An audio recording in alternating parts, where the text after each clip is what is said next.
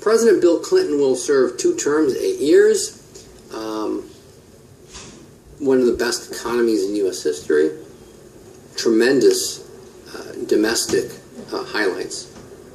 Not too bad on the foreign stage, except for Rwanda. And that's what we start with first, foreign policy. Clinton brings the Israeli and the Palestinian leader to Camp David in Washington, D.C. Rabin here on the left and Arafat on the right, in order to sign a peace agreement called Jericho First. These guys met secretively in Oslo without any U.S. knowledge and created the Oslo Agreement, which establishes this series of meetings in which they're going to, the Israelis will slowly pull out of Palestinian territory and Palestinians will slowly take over government activities. But they tend to be really expensive government activities, like providing clean water and sewage and garbage and police force. Well, Israelis pull out of Jericho, Palestinians take over. There's a series of negotiations. They tend to break down. Things get worse. And Ariel Sharon becomes prime minister, and he goes to the Arab quarter of Jerusalem, to the Al-Aqsa Mosque, the most important Muslim shrine in the Middle East, well, in the Levant. And he puts his hand on this historic Muslim, seriously religious significance building and says, "This is ours." So that's going to result in another Palestinian uprising, attacking Israelis. This is where you get the suicide bombers. Well, what to do about Iraq?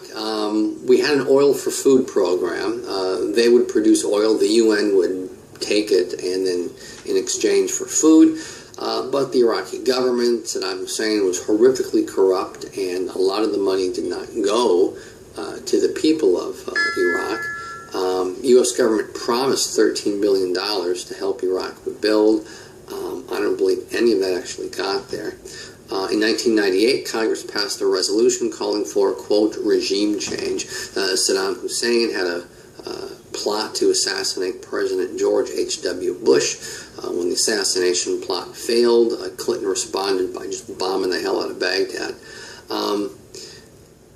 Inspections of Iraq's supposed munitions plants came to an end in 1998, and Congress passed the Iraqi Liberation Act, which is we're going to support the Kurds and anybody else in Iraq who rises up and gets rid of the dictatorship of Saddam Hussein, something that the U.S. could have done in the late winter, early spring of 1991, when the U.S. troops had Saddam Hussein just about encircled. Well, things with Iran get hot and cold. We have the Iran-Libya Sanctions Act. At the same time, we have an increase in U.S. agricultural and medical products to Iran, and we're importing Iranian food and textiles. So there's the carrot and the stick. Well, the stick being the sanctions, and then the carrot being minor aspects of trade. Libya was led by a dictator named Muammar Gaddafi. He took over in the late 60s, very charismatic, very attractive, had a really skewed version of Islam, which meant most Muslim leaders saw him as being an infidel. Well, they supported terrorism. They bombed a disco in West Berlin, a disco that attracted American servicemen. Libyan agents blew up Pan Am Flight 103 in 1988. They blew up United Airlines Flight 772 a year later. The Pan Am suspects will eventually be arrested and taken to The Hague, where they're tried and found guilty of murder.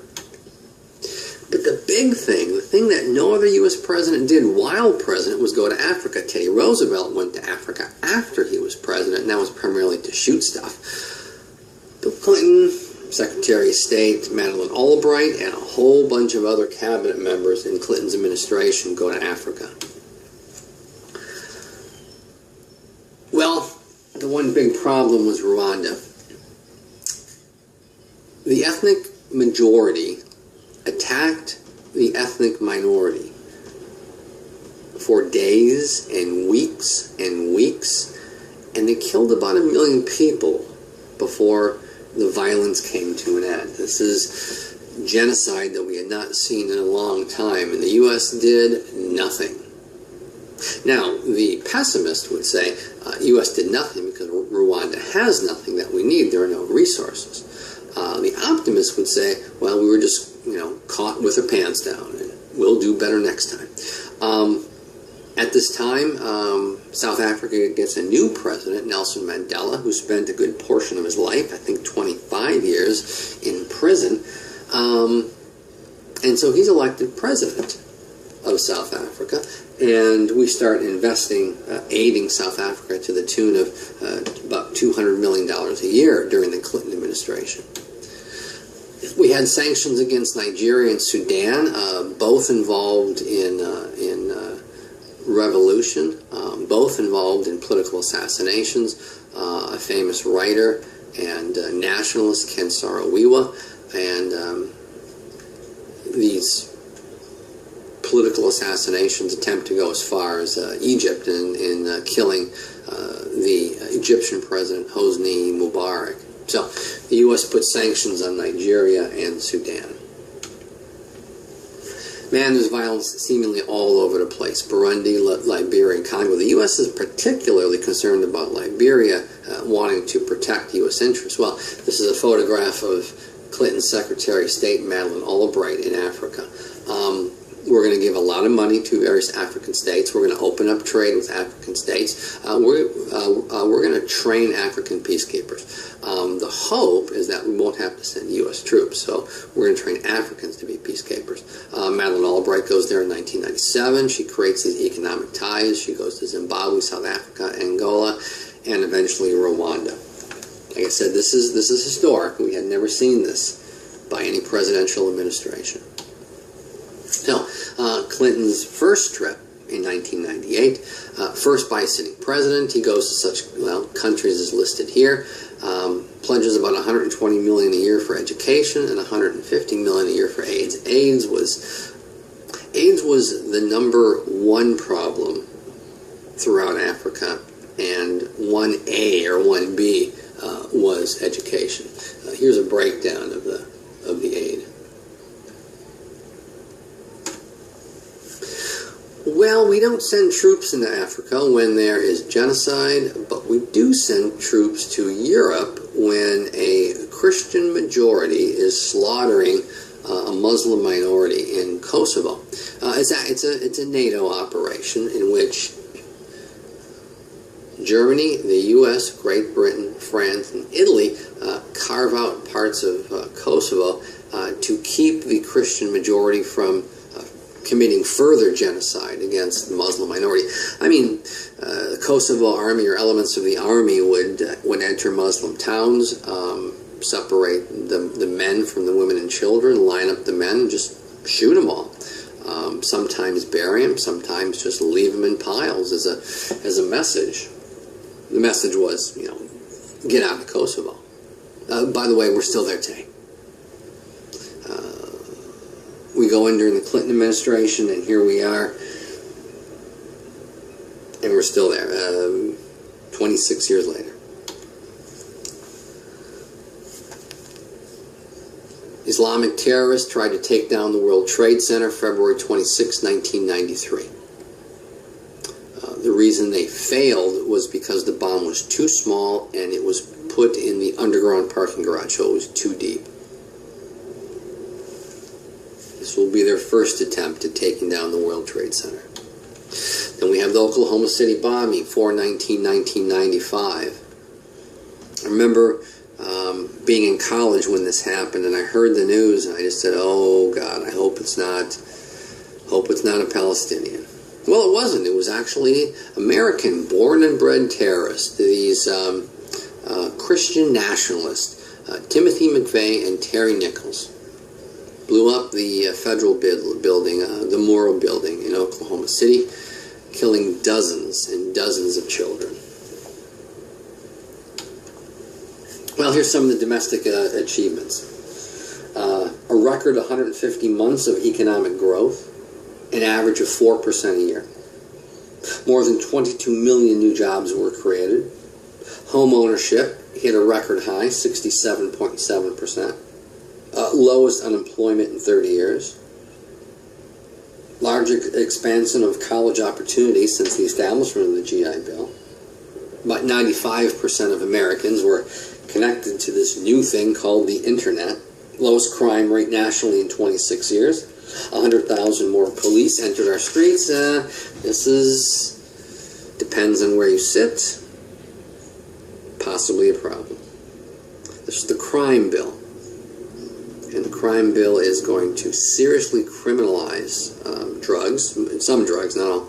And it is going to raise the jail time for certain drugs like crack. And this is also the 3 strikes rule. If you're arrested for the third time, then you're sent to prison for life. That's going to result in a massive, massive jump in the percentage of Americans who are incarcerated.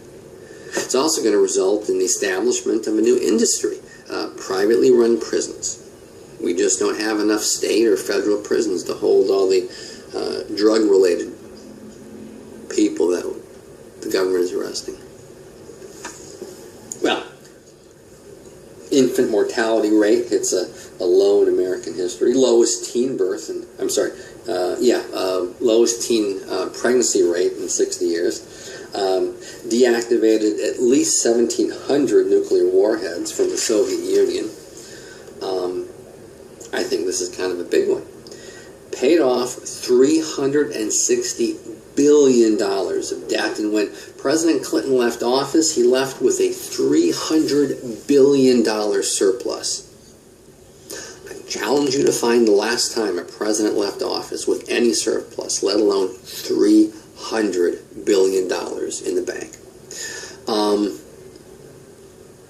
This is a time in which a Democratic president confronted a Republican majority in Congress. And the Republicans wanted a few things. One, they wanted to deregulate Wall Street. There were all sorts of restrictions on Wall Street put up during the first 100 days of President FDR's term because of the massive corruption of Wall Street in an unregulated economy. So the Democrats in the 90s believed that Wall Street has learned its lesson, so they should be deregulated. Get rid of those, quote, job-killing regulations. Well, what Clinton wanted was a lowering of the bar so more people could afford homes. Well, these two things, and a few other things, like the Bush tax cuts, are going to launch this country into a recession in 2006. Well, then we have the impeachment. Paula Jones was a woman who accused then Arkansas Governor Bill Clinton of sexually harassing her. Supposedly, while he's president, he was fooling around with a 23-year-old intern named Monica Lewinsky. Well, at the end of a speech he was giving on the economy, he denied it.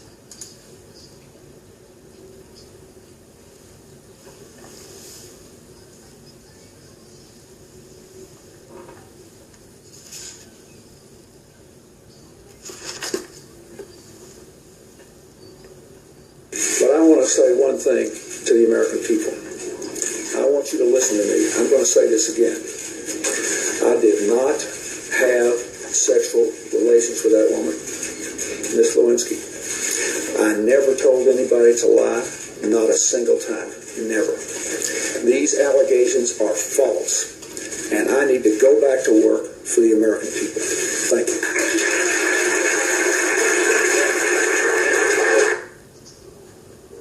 Okay. And then shortly thereafter, this is what he says.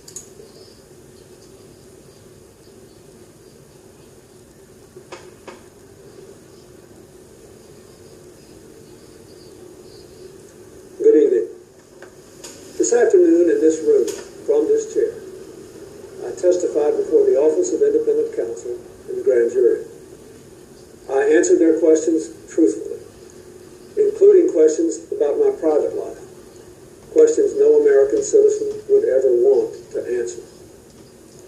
Still, I must take complete responsibility for all my actions, both public and private.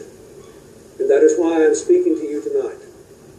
As you know, in a deposition in January, I was asked questions about my relationship with Monica Lewinsky. While my answers were legally accurate, I did not volunteer information. Indeed, I did have a relationship with Ms. Lewinsky that was not appropriate. In fact, it was wrong. It constituted a critical lapse in judgment and a personal failure on my part for which I am solely and completely responsible. But I told the grand jury today, and I say to you now, that at no time did I ask anyone to lie, to hide or destroy evidence, or to take any other unlawful action. I know that my public comments and my silence about this matter gave a false impression. I misled people, including even my wife. I deeply regret that. Well, because of this, the Republican-led Congress decides to try to, well, they bring charges up against Bill Clinton. He is impeached. That's what impeachment means. Impeachment is not the punishment. Impeachment is the declarations of alleged crimes. Impeachment is supposed to be, according to the Constitution, reserved for, quote, high crimes and misdemeanors. President Johnson, during Reconstruction, is impeached. President Nixon was almost impeached, but he quit first. So, well. The Republicans portrayed themselves as, well, holier than thou, with the embracing of true family values. Well, what happened was that we found out that that wasn't true. For example, the head of the Senate, Newt Gingrich, was a serial adulterer and served his second wife with divorce papers while she was in a hospital undergoing treatment from cancer. Well, his latest wife was one of his the women that he had adultery with. And isn't adultery one of the big 10 that Christians are supposed to avoid? Well, there are all sorts of other improprieties by member of Congress, those pointing the finger and wagging at President Clinton, and so nothing happens to Clinton, but the Republicans lost in the interim elections of 1998. Here are some editorial cartoons about the impeachment. The GOP is after Clinton, and jaboom, it goes back to them. Impeachment parade. Well.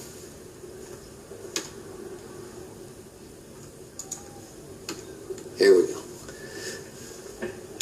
2000 is an election. There we go. Vice President Al Gore wins the popular vote. The Republican comes in second, Bush. And as you know, from taking History 1301, from reading the Constitution, the drafters of the Constitution did not trust the great unwashed masses to logically, intellectually choose a president. So the popular vote doesn't really count. The only thing that matters is the Electoral College. The Electoral College consists of the movers and shakers of the political parties.